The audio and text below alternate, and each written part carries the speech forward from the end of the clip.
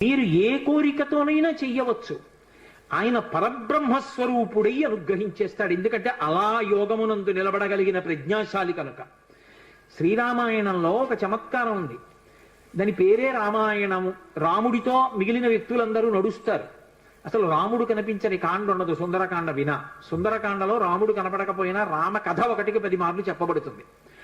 అటువంటి రామచంద్రమూర్తి వలన ఉపకారము కాని ప్రత్యుపకారము కాని పొందనివాడు రామాయణమునందు లేడు.